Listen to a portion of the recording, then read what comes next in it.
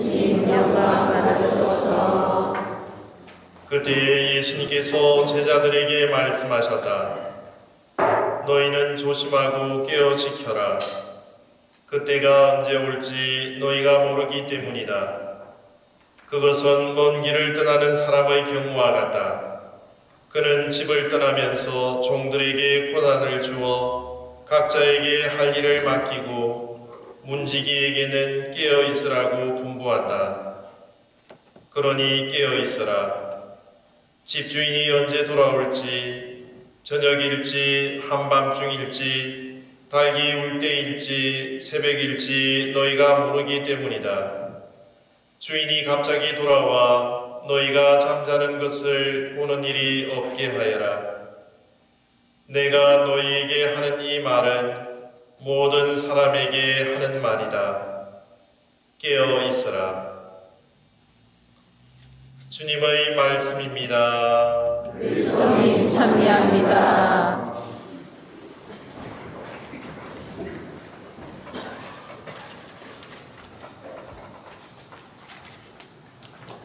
새해 복 많이 받으십시오. 어제는 장년이고 오늘은 금년입니다. 하루 차이지만 교회 전례력으로 새해가 시작됐기 때문에 우리는 오늘 다시 새로운 마음으로 미사를 봉헌하고 어제 있었던 칸타타 공연의 성공적인 것을 진심으로 감사드리면서 또 우리가 앞으로 무엇을 어떻게 해야 될 것인가를 생각해보는 귀한 시간이 되었으면 하는 마음 간절합니다. 중국 요순 임금 시절에 어느 한 현명한 왕이 백성들을 사랑하는 마음으로 학자들에게 백성들이 읽어 마음이 양식이 될 만한 책을 지으라고 명했습니다. 학자들은 편찬위원회를 구성하고 몇 달에 걸쳐 10권의 책을 왕에게 갖다 바칩니다. 왕은 책을 대충 보고 이렇게 많은 양을 백성들이 언제 다 읽어보겠느냐, 한 권으로 줄여라. 그러니 학자들은 또 고민하고 토의한 끝에 한 권의 책을 갖다 드리니까 왕은 착 보지만 이 내용이라면은 한 페이지로 줄일 수 있겠구나.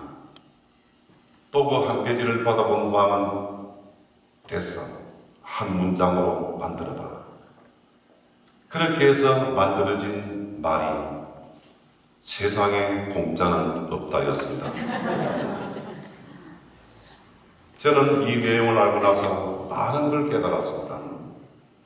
평범한 말이고 우리가 가끔 쓰는 말이지만 진리다. 그 말이 그렇게 해서 생겨나는데 그 말이 주는 의미는, 교훈은 여러 가지입니다. 간단하게 생각해 본다면 세상에 공짜 인생을 살려고 하다 보니까 문제가 많이 생깁니다. 부정을 저지르고 부조리를 자행합니다. 땀 흘린 대가에 만족하고 노력한 결과에 감사하면서 살면 다 좋은데 그렇지 않고 하려고 하고 보니까는 속이고 빼앗고 착취하고 이런 일들이 생기는 것 같아요. 우리 신앙인들은 순수한 마음으로 공짜가 없는 삶을 살아야 될 역사적인 사명을 띠고 이 땅에 태어났습니다. 여러분들 어제 공연이 그냥 공짜로 이루어졌습니까? 여러분들의 얼마나 많은 열정과 노력과 희생이 수반되지 않았습니까? 단기간 내에 그렇게 성공적으로 칸타타 공연을 할 수 있었던 것은 바로 그만한 우리의 희생과 대가가 있었기 때문입니다. 우리의 희생적인 노력이 크면 클수록 결과는 좋아지게 되어 있고 적으면 적을수록 결과는 작을 것입니다. 여기에 다시 한 번 더 말씀드리자면 우리 이종철 신부님과 임성진 신부님을 비롯해서 진주지구 각 본당에서 자원해서 참석한 여러분들의 실환적인 투자, 어려움의 극복, 마음의 일치, 정성의 결합, 이 모든 것이 결집되어서 이루어진 대단히 큰 성과라고 생각이 되어집니다. 다시 한번 여러분 모두에게, 또 서울에서 온 로사리오 성가 단원들에게, 또 관계 기관과 단체들에게, 광고와 관람을 해주신 모든 분들에게, 그리고 관람을 해주신 관객 모든 분들에게도 이 자리를 빌어 다시 한번 진심으로 감사드립니다. 어제 우리는 칸타타 공연 제목이 정창문 안토니오 15 기념으로 이루어진 것이었습니다. 정창문 안토니오에 대해서 잘 알고 있지만 제가 다시 한 번 더 몇 가지 중요한 사실을 강조해 드립니다.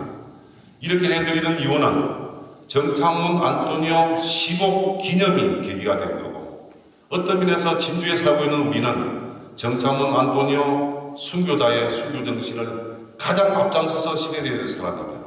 홍보해야 될 사람이기 때문입니다.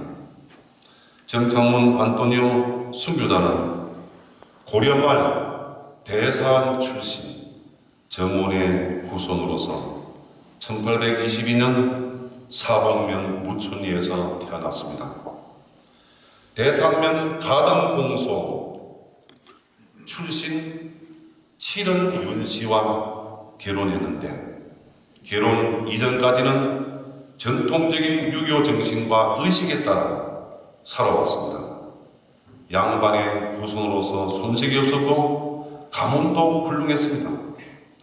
그러나 1863년 41세에 열심한 부인 칠은윤 씨의 권유로 교리를 배워 영세했고, 영세한 후 3년 만에 전국적인 대박해였던 1866년 병민박해가 일어납니다.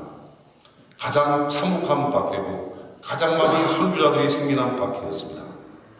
진주 포들들에게 신자람이 드러나자 즉시 체포되었고, 그러자마자 문중에는 완전히 발칵 뒤집어졌습니다.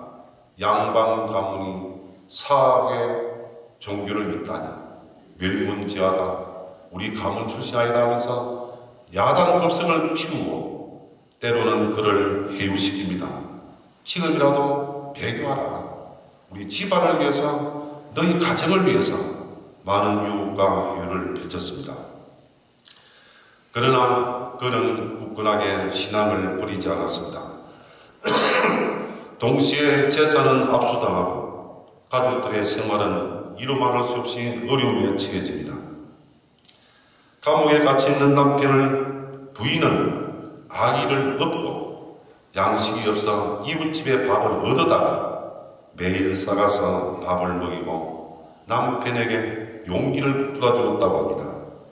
부인의 격려에 힘입어 어려움을 참아내면서 신앙을 끝까지 지킨 정창문 안토니오는 말할 수 없는 고문과 매를 많이 맞았지만 결국 1867년 1월 25일에 순교하고 합니다. 그때 나이가 45세였습니다. 3일 후에 시신을 수리받으려고 조카들이 찾아갔는데 머리는 온데간데없고 몸만 조각난 것을 추스려 대충 안장했습니다. 그래서 그때부터 무촌리에는 머리가 없는 묘, 무두묘라는 말이 생겨나게 되었습니다. 그 후 문산본당 7대 서정도 베르나르도 신부님이 1947년 12월 9일에 판공승사자 금실공소를 찾아갔는데 그때 회장이었던 정바오로부터 정창문 순교에 대한 이야기를 전해들고 치명유교의 기록을 근거로 순교자의 묘를 찾기 시작합니다. 이듬해인 1948년 3월 29일 85세의 광산 김씨라는 할머니로부터 결정적인 증언을 듣고 순교자의 묘를 확인했습니다. 동년 5월 31일에 유해를 다시 추스려 입관을 하고 무덤을 만들고 비석을 세웠습니다.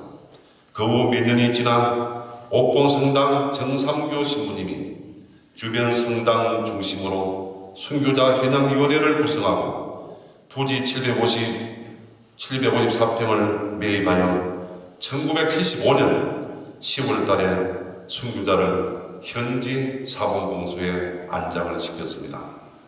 이렇게 해서 정창훈 안토니오 순교자는 우리 마산교구 진주지구의 유일한 순교자로서 유일한 순교 복자가 되고 있습니다. 이걸 우리는 자랑스럽게 생각해야 되고 그 순교자의 정신을 이어받아 성가 단원으로서 순교자 현장에 앞장서야 된다고 생각을 합니다. 성가단원 여러분, 우리는 오늘 하느님께 감사드리면서 다음 주부터는 성탄성가 준비를 위한 워크숍을 한다고 하는데 여러분들의 마음은 어떠합니까? 성가는 바티칸 공예문헌 전례연장 제6장 112항에서 이렇게 표현하고 있습니다. 기도를 감미롭게 해주거나 한 마음을 이루도록 북돋아주고 거룩한 예식을 더욱 성대하고 풍요롭게 해주는 것이 성가다. 우리 성가단원들은 이 대목을 꼭 가슴에 새기면서 성가를 하고 성가 봉사를 해야 된다고 저는 생각합니다. 다시 세 가지로 요약한다면 기도를 더욱 감미롭게, 그냥 해도 되는데 성가와 곁들여 바쳐지는 기도는 더 달콤하고 아름답고 감미로운 기도가 된다는 것이죠. 두 번째는 한 마음을 이루도록 해준다. 성가단원들뿐만 아니라 기도하는 신자 전체들도. 세 번째는 전례 의식을 더욱 성대하게 해준다. 이 세 가지 중에서 가장 중요한 것은 우리가 한 마음을 이루도록 한다는 것을 생각해야 될 줄 믿습니다. 한 마음을 이룬다는 말은 무엇입니까? 성가 단원들이 일치